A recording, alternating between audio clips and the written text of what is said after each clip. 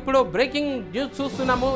భారతీయులంతా ఎంతో పవిత్రంగా భావించేటువంటి భగవద్గీతను అపహాస్యం చేస్తూ బిత్తిరి సతీ అలియాస్ రవికుమార్ తను వ్యంగ్యంగా వీడియోలు తయారు చేసి వాటిని యూట్యూబ్లలో ప్రసారం చేయడం, వైరల్ చేయడం ఇప్పుడు యావత్తు దేశంలోని తెలుగు సమాజాన్ని, దేశంలోని ఉన్న ప్రతి ఒక్కరిని కదిలింపజేస్తుంది.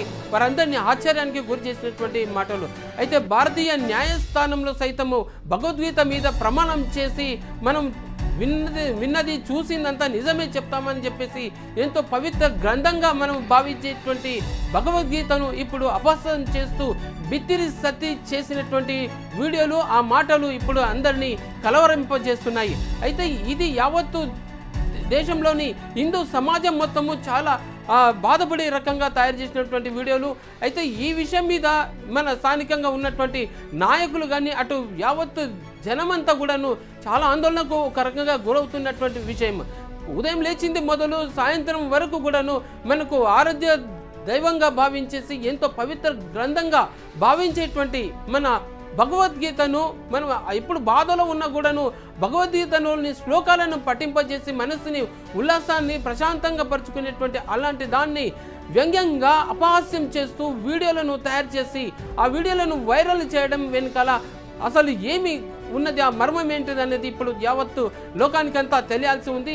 బిత్తిరి సతీ అలియాస్ రవికుమార్ చేసినటువంటి ఈ వ్యాఖ్యల మీద యావత్తు తెలంగాణ సమాజం ఆయనను నేరుగా ప్రశ్నిస్తుంది.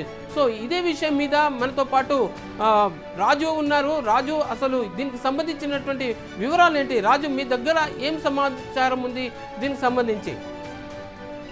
నటుడు, తెలంగాణ కమెడియన్, అట్లాగే నటుడు కొన్ని సినిమాలు కూడా నటించాడు, టీవీ ఛానల్స్ లో పనిచేశాడు.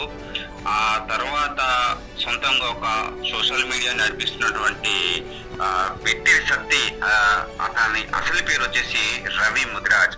రవి అతని పేరు బిత్తిరి సతీగా నటులకు వచ్చిన తర్వాత పేరు మార్చుకున్నారు. ప్రస్తుతం అయితే ఇప్పుడు ఎవరిది రవి అనే ఈ రవి బిత్తిరి సతీ రవి అయితే ఉన్నారో హిందువులు పవిత్రంగా భావించే భగవద్గీతను అవమానిస్తూ ఒక వీడియో చేసి సోషల్ మీడియాకి రిలీజ్ చేయడం జరిగింది అని చెప్పేసి ప్రచారం జరుగుతుంది. ఈ నేపథ్యంలో వానర సేన సంఘం అధ్యక్షులు రామరెడ్డి కావచ్చు, అలా కేశవరెడ్డిలు ఈ యొక్క వీడియో వాళ్ళ దృష్టికి వెళ్లడంతో వారు దీనిపై తీవ్రంగా ఆగ్రహం వ్యక్తం చేస్తున్నారు. హిందువుల మనోభావాలను దెబ్బతీసే విధంగా ఈ వీడియో తయారు చేయడం పట్ల వారు తీవ్రంగా ఖండిస్తున్నారు. బిత్తిరి సతీ చేసినటువంటి ఈ యొక్క వీడియోని వాళ్ళు తీవ్రంగా ఖండిస్తూ ఆయనకి ఫోన్ చేసి కూడా హెచ్చరించినట్టు మనకి వార్తలో తెలుస్తుంది. అయితే దీని పట్ల వానరసేన సంఘం తరపున బిత్తిరి సతీ ఏ విధంగా అయితే ప్రవర్తించాడో ఆ యొక్క వ్యంగ్యంగా మాట్లాడడము, భగవద్గీతను అవమానపరంగా మాట్లాడడము, వీడియోలు చేయడము అనేది కరెక్ట్ కాదు. అయితే ఈ నేపథ్యంలో వారు హైదరాబాద్ సిసిఎస్ పోలీసులకు కంప్లైంట్ ఇవ్వడం జరిగింది. వానరసేన రాష్ట్ర అధ్యక్షుడు ఎవరైతే ఉన్నారో రామరెడ్డి, అలాగే కేశవరెడ్డిలు, వీరు హిందూ సంఘం తరపున వానర సంఘం తరపున హిందువుల మనోభావాలను దెబ్బతినే విధంగా ఈ వీడియో తయారు చేసి మా హిందువుల యొక్క మనోభావాలను దెబ్బతీయడం సరికాదు. వెంటనే దీనిపై ఆయన బహిరంగ క్షమాపణలు చెప్పాలి, లేదు అంటే మేము దీన్ని లీగల్ గా ప్రొసీడ్ అవుతాము, ఖచ్చితంగా ఆయనకి శిక్ష పడే విధంగా ముందుకు వెళ్తామని చెప్పేసి వానరసేన సంఘం చెబుతుంది. ఈ నేపథ్యంలోనే హైదరాబాద్ సిసిఎస్ కి కంప్లైంట్ ఇవ్వడం జరిగింది.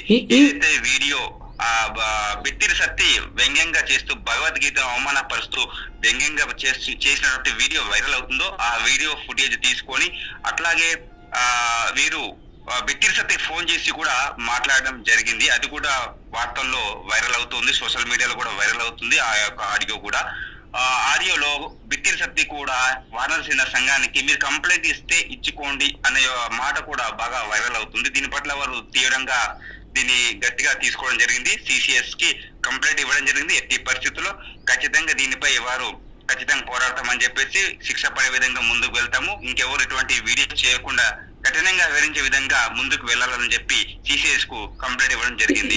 భగవద్గీతను చాలా పవిత్రంగా భావిస్తారు హిందువులు. ఈ నేపథ్యంలో ఈ విధమైన వ్యంగ్యంగా మాట్లాడము, వ్యంగ్యంగా ఈ వీడియో బయటికి రావడము చాలా మంది మనోభావాలు దెబ్బతిన్నాయని చెప్పాలి. ఎందుకంటే హిందువులు భగవద్గీతను చాలా పవిత్రంగా భావిస్తారు.